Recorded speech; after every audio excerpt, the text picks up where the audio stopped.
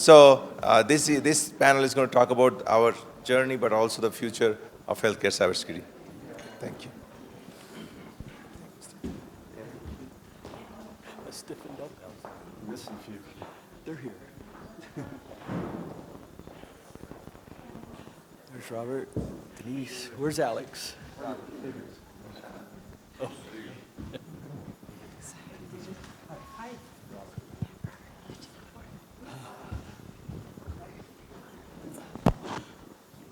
Well, we've got a great panel, and Denise made it in with about 30 seconds to spare, which is great. I'm Steve Johnson with HDR, which is a architectural and engineering firm. What's our big cyber focus? Well, we're talking about healthcare primarily, but underlying all of that is critical infrastructure. And on our enterprise risk, number one is our own internal IT cybersecurity. If we were breached, our own networks, that would be brutal to our bottom dollar. But number two on that enterprise risk register is OT cybersecurity, because we're a consulting firm. Fortunate this year that my director joined me, and so he is our expert for all things critical infrastructure. I'll let him introduce himself.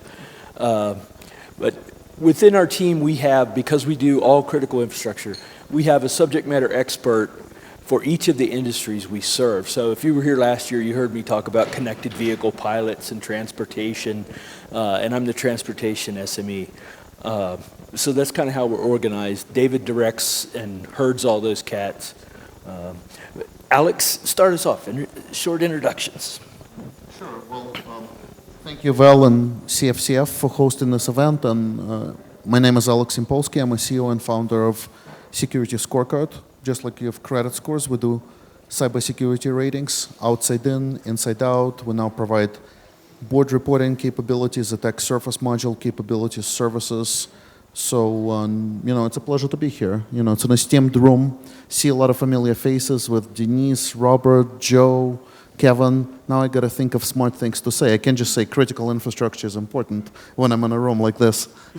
But it's a pleasure to be here. So good afternoon. I'm David Brearly, Director of Cybersecurity Services, HDR. First time here. Great to meet everybody. Happy to be here.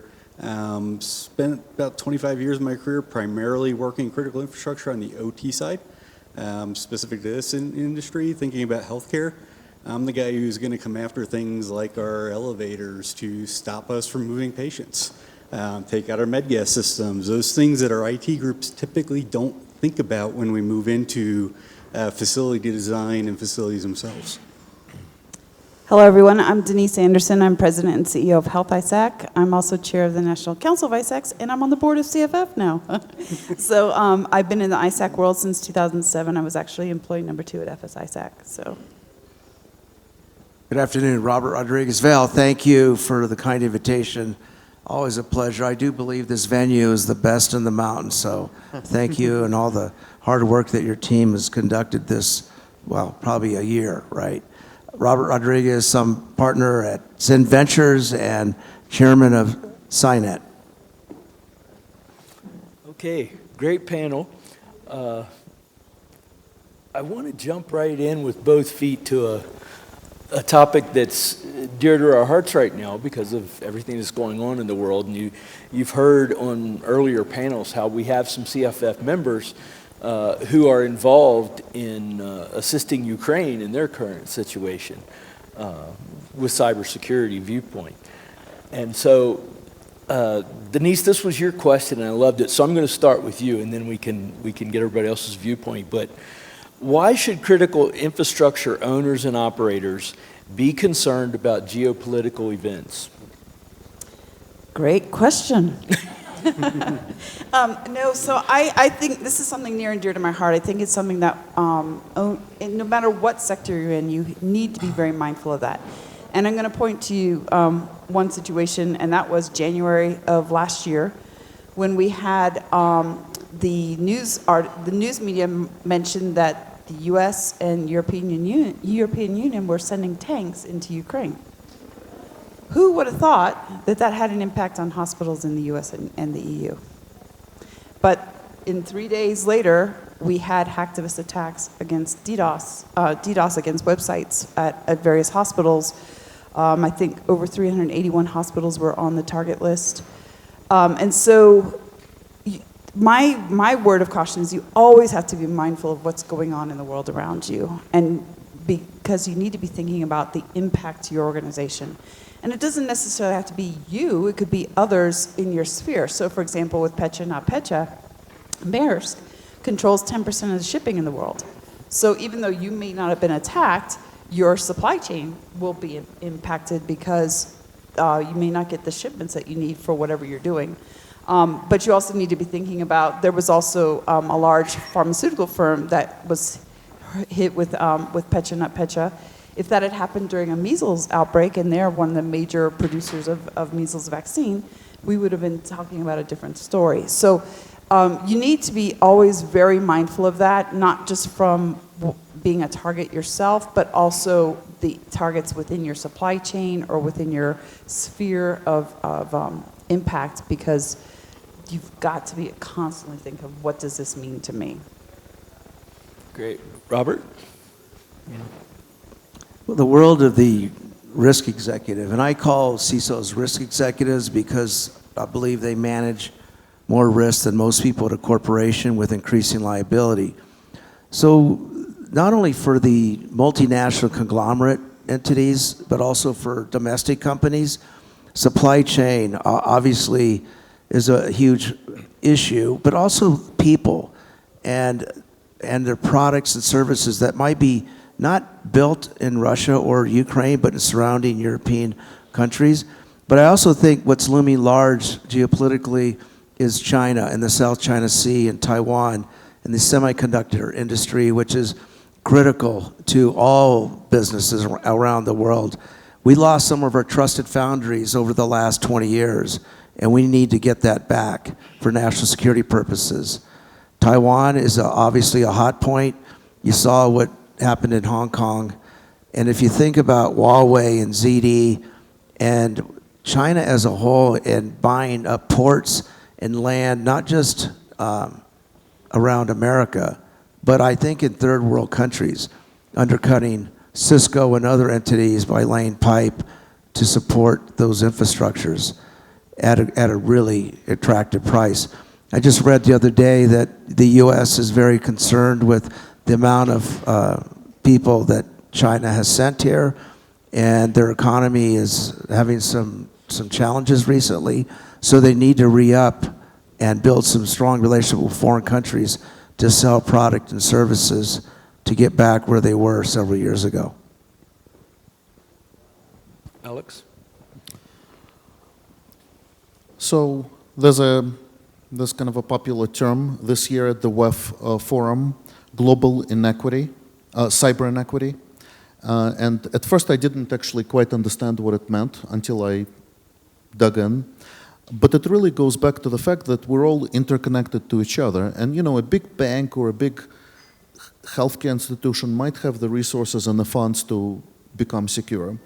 But then, if you deal with a smaller, underfunded entity, you hired somebody to do catering or to maintain your HVAC system, and they might not have the same resources. And you might think it's not your problem, but then they get hacked and they might be connected to your infrastructure, and then all of a sudden you got compromised, as we've seen happen with Target compromise, which was actually the Fazio compromise, the HVAC company. So this global inequity and the interconnectedness is very real. And I really loved the analogy that Denise started with, what relationship those shipping tanks have to do to cybersecurity. At Security Scorecard, we monitor a lot of data. So what we observed in the past year, even though it kind of always happened, but it became much more in the open, at least in Russia, the Telegram channels where they're open, you can just join them without invitation, and now tools are being published, Wikipedia pages are being published. Not only that, but government officials are sharing information with hacker tools and encouraging people, go download it, and here's a target, here's a hospital in Connecticut or Colorado, go attack it, because Americans are helping the Ukrainians, as they should, by the way, in this unjust war and situation. But it never was so obvious. And so all of a sudden, this geopolitical tension very much spilled over into the digital space, and it very much affects all of us. And So, yes, David, you're up next. Within the context of what you're allowed under your clearance restrictions, understanding this is an unclassified session, but you traveled 180 some days this past year, all over our partners, including Korea and some other interesting places. What impact have you seen that have on the? well, I'm going to agree. What we're really seeing is when these events come up, vulnerability for one is an attack on all. So we just saw this with the Unitronics, where we saw attacks on an Israeli vendor related to current war. That Unitronic system, we received calls from everything from a community water system serving 3,300 HOA on into healthcare, into our hospital environments. What we're seeing is because they're asking for those attacks on American entities, a lot of our owners, especially in critical infrastructure, have no idea what's in their systems, no idea what's in their network until that day. So the frequency of calls we're getting around these events, and unfortunately they're events because they don't have the staff to be watching, they don't have that continuous monitoring, is rapidly increasing as we're in conflict scenario. Okay. Well, this next question I'm going to modify a little bit. It's, why should situational awareness be part of our training for infrastructure operators or any enterprise risk program? Why should we make situational awareness a part of that training? So I'm on a curriculum council at a couple of colleges for boot camp programs for MBAs, and it's not a part of the computer science department at all. It's hosted within the MBA so that the executive suites spend 4 days wargaming, and they're each wearing a different hat for each session. And it's done a great job in preparing the C-suite that don't have the cyber background to know what's coming at them in those positions that they're about to occupy. So within that context, because I know the answer would be yes, we all think it's important to train. Within that concept, what have you experienced with the potential to do that same level of training in healthcare, for example? We're doing it for the MBAs, but what about those administrators at hospitals? Do they understand the importance of their CISOs? Not just that, but of situational awareness. I'm a hospital in Hoboken, New Jersey. How is what's going on in Ukraine or Israel going to impact me? And what do we do to educate those people? Are you Go going ahead. for me? Okay. Yeah, So your question. they don't. They don't. They're focused on their operation. They're not looking at the global impact. I think, as going back to why it should be part of your really your enterprise risk management program is it's basics, right? Understanding your threat surface. So know what you have and what you need to protect. Understanding your crown jewels and how to protect out from there. Understanding resilience and knowing how long you could last if some of your infrastructure is impacted. But also situational awareness, going back to the example I gave with the tanks, being aware of the situations out there. And it's not just about attacks, it's also about things like Hurricane Maria in Puerto Rico, where a lot of people didn't realize at the time that a lot of critical manufacturing, particularly in the healthcare field, was conducted on that island. There was some laws that were passed that made it favorable and a lot of incentives to move manufacturing there. And understanding the impacts let's talk about IV bags. IV bags are an essential part to any patient that's in a hospital. And what people didn't realize at the time was there was a lot of concentration on Puerto Rico with IV bags, and so it impacted the supply chain. The thing that's interesting to note is that it wasn't necessarily the fact that they didn't have electricity or fuel or people to manufacture. It was they didn't have wastewater, so they couldn't discharge. The wastewater plants in Puerto Rico didn't have electricity and were out for the count. But what that did was it created shortages or the perception of shortage. So this is where human nature comes in. People started hoarding IV bags, and that created the shortage. So being being able to think about those things and always be aware, here's my threat surface, here's the situation, how does it impact me and how can I survive it? So. David? You're going to make me think about this one a little I bit. may go second, so So- put him on the spot here. When I think about situational awareness, I want to go all the way back to the education conversation. We talked a lot about, whether or not we need four-year degrees, working for an architecture engineering firm. Every other discipline that we have that works in this firm is trained, typically in the U.S. for PEs. They're supposed to be signing and sealing in on foreseeable risks. So why aren't we starting to bring cyber into those curriculums, into that mindset of, it's 2024, they're designing the technology, they're bringing the control systems in. Why is that not a foreseeable risk? And if we're not going to train, why don't we allow us to bring in somebody on those teams that are building your new healthcare, your new hospitals, your new water plant as technologists of record that has, maybe it's not that four-year degree, but maybe it is that certain cyber cert that's saying, hey, at least we're looking at these things when we're going to build them. We're going into it with the awareness of that foreseeable risk instead of punting it to the owner there in the future. Good point. Could I chime in on that one for a second? So I always like to say it's people, process, technology, and I think people are usually the biggest problem. Mm-hmm. And I think that's where you see it. I mean, I remember having conversations where, I'll give you two examples. One was when I first came into the health sector, was the medical device manufacturers and the healthcare delivery organizations. The finger pointing that went on between the two of them was amazing. And I'm like, same team here, time out. You need to work together because the bad guys don't care. So that, we create these silos, these cultures within medical device manufacturers in themselves. The quality teams would fight against the development teams. So being able to overcome the people problem is a huge issue. And I think that's where leadership needs to come in and kind of bridge those gaps. Okay. Robert?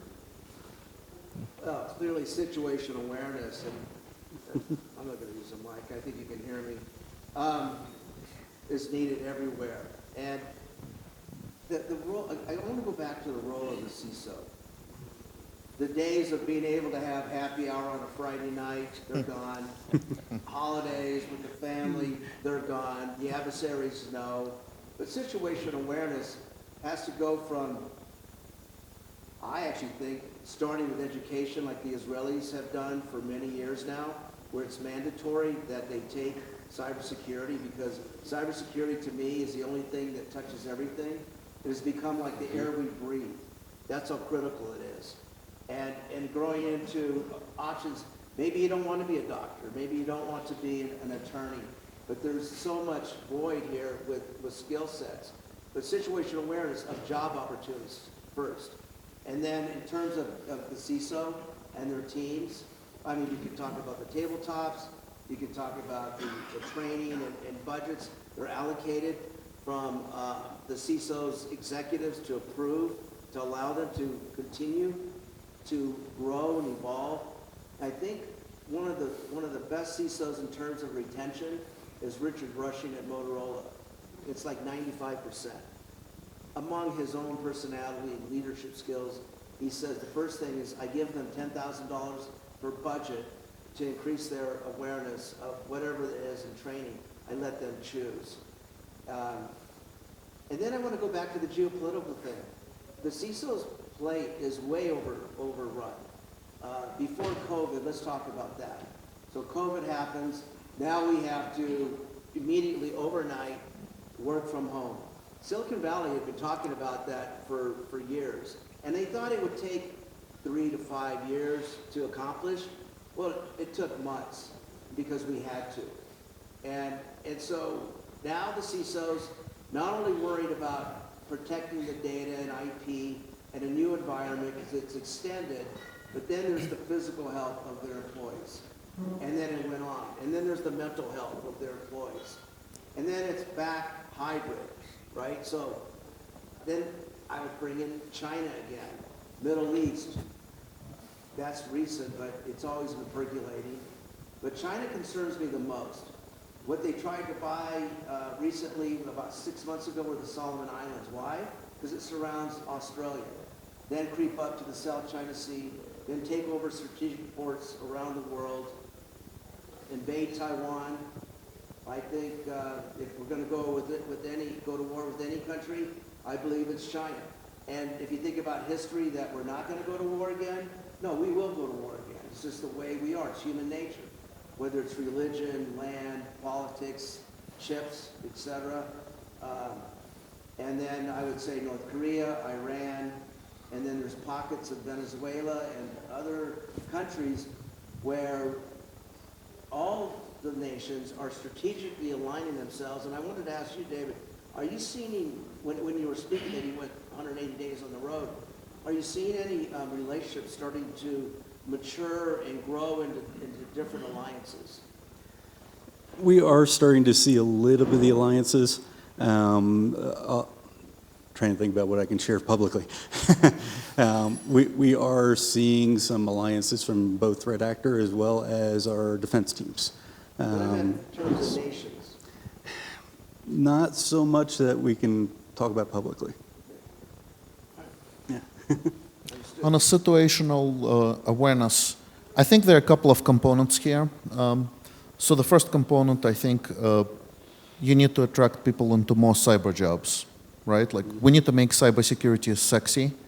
A lot of people think of it as very techy, geeky, and the more we can make it more exciting for people, kind of almost, I heard an analogy earlier today, almost like a got milk campaign, but why can't there be something similar for cybersecurity? But the more people we can attract into cybersecurity, the better we're going to be, because there's a huge cyber skills gap. The second thing is situational awareness and education also is going to bridge the communication gap with the C-suite, with the board members, and the security practitioners who are trying to execute. As I walked around the Congress Hall, I heard a lot of conversations about gross margins, EBITDA, P&L. I would bet you, if you talk to anybody there, which I did, and you ask them what's a WEF or DDoS, you're going to get maybe 1% of people know what it is, but everybody knows what a gross margin is. So that's why there's a bit of a communication gap. We need to bridge it. And then, you know, the third part, besides creating jobs and bridging the communication gap, it's also just changing behaviors, just like, you know, we thought when I used to commute, when we immigrated to US, I would take a train from the Bronx into Union Square when I was going to NYU, and I learned situational awareness. You don't stare and make eye contact, even though sometimes I still stare, but you learn it very quickly. So similarly, think before you click, right? Look around your shoulder when you walk in a dark alley. Think before you click. Don't just download an attachment. We need to do more of that simple to remember advice for everybody, and the world will be safer. So quick follow-on for Alex, since your firm grades people on how they're doing for cybersecurity, you have a tool that allows them to do that and get some accuracy on where they stand in their maturity model. Does your product currently include an evaluation of situational awareness? And if so, does it include, you know, getting up to the geopolitical, or is it more just within their supply chain kind of thing? So, I mean, what we do is we pick up signals externally, right? A signal could be out-of-date copyright notice, as simple as that, not a vulnerability, but an indication of something. If it says copyright 2010, indications of malware, patching cadence, and so on. There's obviously a lot of stuff you're not going to pick up from outside. But you can pick up enough to start gauging resilience of different companies and looking at what's working, what's not. And for example, speaking of critical infrastructure, since we're talking about healthcare, the situation did not actually get better according to our measurements. 14 of the 16 sub-industries comprising critical infrastructure, we've seen multiple ransomware infections in key companies. Also, we just actually released research in collaboration with the World Economic Forum, and it's not surprising, but there's a very strong correlation, 79% correlation of GDP of a country to cybersecurity maturity if you look at the critical infrastructure. So the more money the company or the country has to spend, the more mature they are. You look at US, Canada, Singapore, certain areas in the Western Europe, very, very good resilience. You look at some Eastern Europe locations and certain Central Asia locations, a lot less. So I think security needs to start with metrics. Doesn't matter if it's our metrics, somebody else's metrics, yet another stuff. But I think as an industry, we need to quantify and measure risk. Why? Because when you measure it, you start having a minimum standard of care, just like you go to a store and you have an expiration date on produce. We need to start having the same for infrastructure and for digital ecosystem. Okay, David, you kick this one off. Pertaining to critical infrastructure, and we have a large healthcare sector, but we're design consultants. 16 of us doing cyber, and there are 11,000 architects and engineers that are designing these systems. And how do we translate? And I know we're getting there. We've been training those PEs that have to sign things. How do we relate to them, security by design, and get them to include it in an architectural design, a control systems design? That's not, as we've said, part of their curriculum. They don't even know to come to us in many cases and ask. And while you're at it, if you want to talk about the DoD structure, which has a UFC, a Uniform Facility Code. Criterion, yeah. That they require all of their buildings to come up to now, but many don't. I think if you look across architecture engineering community, we're a risk-adverse community. We are really afraid of risk. So as Steve mentioned, I own the enterprise risk to HDR. We defined OT cyber as a $35 million per occurrence enterprise risk. And the risk is, what happens if we design something, there's a breach, real world impact, is an owner going to come back to us, right? It's 2024. Did we include cyber or not? And because there's no standard of care, using your word, my favorite thing, there is no standard of care today that says architecture engineering, you need to include the following things in a water plant, in a hospital, so it's not getting done. So we're starting to try and work across as a community to define standard of care. There's some groups out there like buildingcyber.org that's looking across all the different standards in this space and defining some tiers.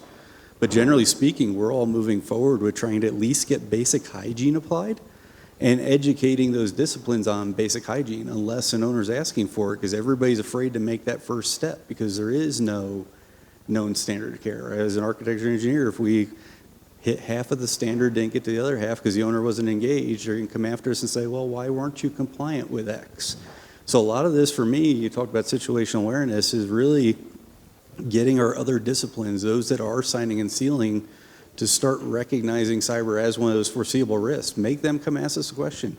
Hey, if I'm going to seal this as the electrical engineer of record, did we cover the cyber risk? Do we at least get some basic hygiene in there because they're supposed to be signing and saying that's acceptable? It's going to take a lot of education. It's going to take a long time. We're seeing it a little bit. Steve, you mentioned the UFC. Unified Facility Criterion, the U.S. military requires us to put cyber into every vertical design we do, touching all those OT systems.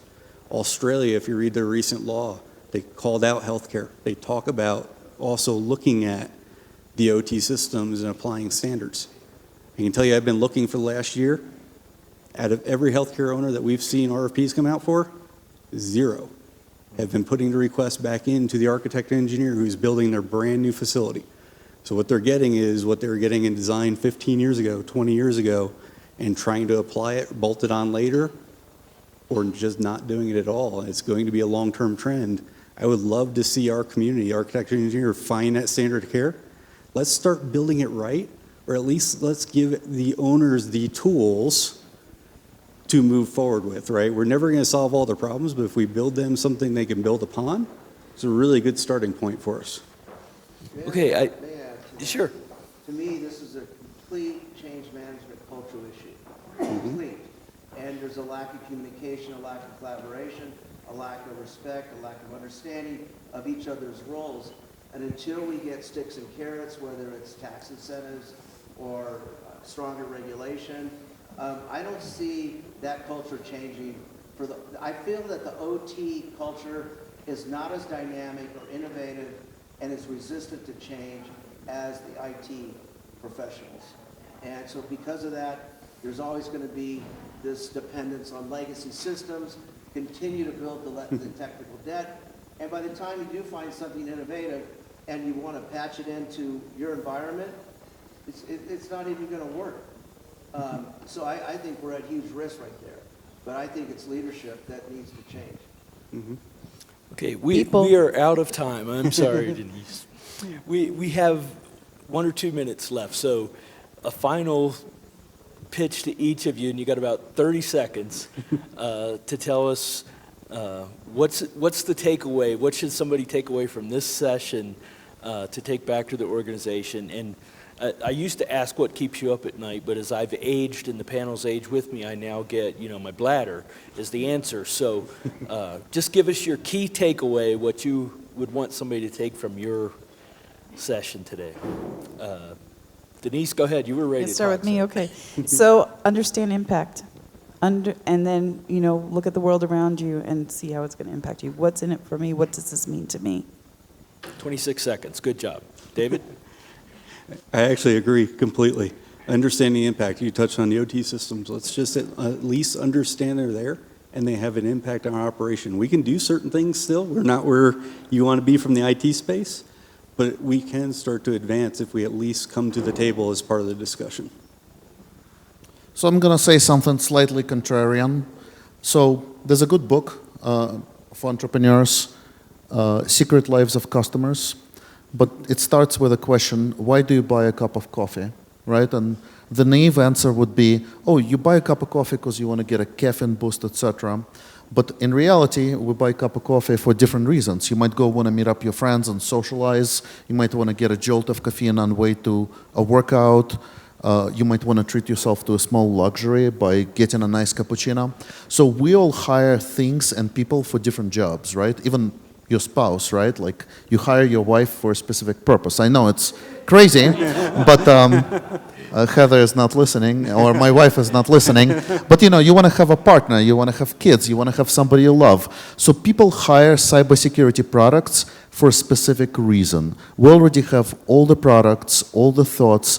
We just need to be deeply empathetic as an industry about what is the pain point that people are trying to solve. If we're trying to solve pain point for hospitals and healthcare, let's really deeply understand the life and the customers. So that's my kind of 30-second takeaway. Let's better understand the use cases and the customers. We didn't address it today, but I call it unintended consequences. And Michael, you're in the room. When policy is made in a vacuum, it's not only dangerous to critical infrastructure, but it's dangerous to national security. It's dangerous to privacy, our inherent right as free citizens of free democracy. And I'm going to talk about, just mention Mudge on the Hill, why he had to testify, Joe Sullivan, the Wells Act. It put Tim Brown in the hospital. He had a heart attack. Oh, man. Wow. And I had the SEC, one of their head enforcements, at a dinner with 50 CISOs in D.C. last October. And I had just met him at our reception. I said, would you mind talking about the 4-day notification? He said, sure. And it was like, he went up there, but it was like he was in a snake pit with all these CISOs and they were hammering him, but he couldn't answer a lot of questions because they're policy generated. And so we're emailing, we're LinkedIn now, and my ask of him is, would he be willing to get the policy folks and the enforcers in the same room with the CISOs and the industry executives to talk about what works, what doesn't work, how can we respect and understand each other's responsibilities and goals? Because until we do that, you're going to have people not wanting the job. It's dangerous. Thank you to a very great panel, covered some key topics from different angles. Thanks as always to Val for having us, and thank you for listening.